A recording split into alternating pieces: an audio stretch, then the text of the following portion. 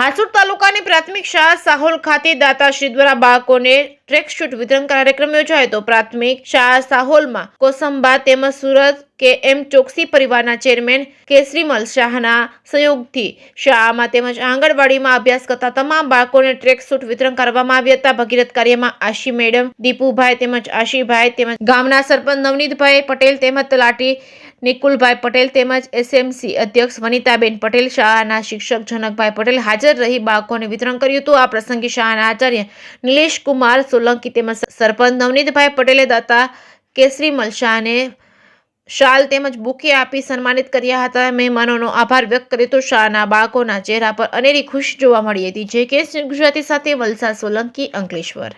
પ્રાથમિક શાળા સાહોલ આચાર્ય નિલેશ કુમાર સોલંકી આજરોજ પ્રાથમિક શાળા સાહોલમાં કે.એમ. ચોકસી પરિવાર અને કે.એમ. ચોકસીના ચેરમેન શ્રી કેસરીમલ શાહ તરફથી શાળામાં અભ્યાસ કરતા દરેક બાળકોને ટ્રેકસૂટ અને આંગણવાડીમાં અભ્યાસ કરતા દરેક બાળકોને ટ્રેકસૂટ આપવામાં આવ્યા। તે બદલ શાળા પરિવાર વતી હું આપ સૌનો આભાર વ્યક્ત કરું છું। આપ વધુ પ્રગતિ કરો એવી શુભકામના પાઠવું છું।